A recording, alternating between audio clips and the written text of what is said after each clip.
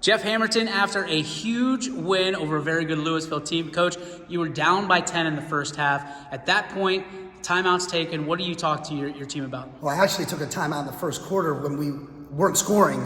I wanted to see one go in. And then the timeout I used when we were down 8-2 was to just tell the girls, settle down, we can make some shots. It wasn't like we were turning the ball over a ton. We just weren't making any shots. So what we had to do was we had to slow down offensively. We were going way too fast, and we were settling for so many threes. We had to get the ball to the rim a little bit to see something go in.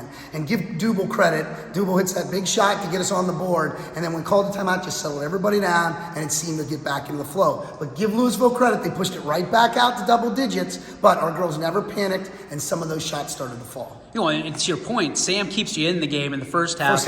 And then Mackenzie takes over the second half. I mean, talk about the leadership of these girls and what are they saying in the huddle? You know, I can't say enough about my seniors.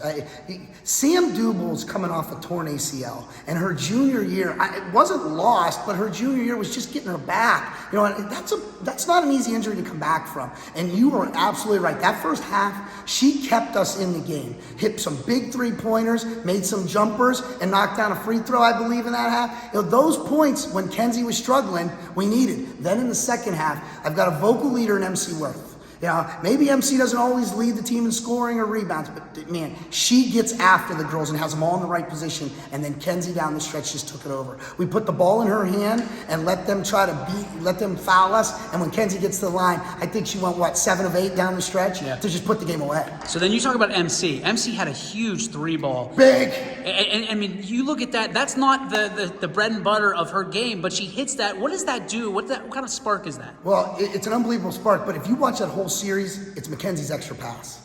The ball got rotated to the play we wanted with Kenzie, and MC then does fade to the corner. The girl that was guarding MC came flying out, and most people would have shot the ball because that's what the play was. It was that extra pass, and then MC just stepped right in the shot. No thinking, nothing at all. Stepped right in and buried it. And MC can make that shot. She may be our big, but she can still go out and shoot that ball. You mentioned off the air that, hey, that's a really good team. But you just beat a team like that by 10. What does that say about your team? Well, we wanted to learn a lot about our team today. You know, we felt really good about the South Range game, and sometimes it's hard when you win a game really big to get refocused. But I thought we had 2 really good days of scouting and a game plan that if we executed, we'd be good. That Louisville team's going to win a ton of games. That is a very good team. Brooke Heron, I mean, you could name the whole starting 5, but between Barwick, Heron, McCauley, those girls can flat out score, you know, and for Sarah Barrow to keep Heron out of the paint as much as she did, we got a hand in Barwick's face. She's going to make threes,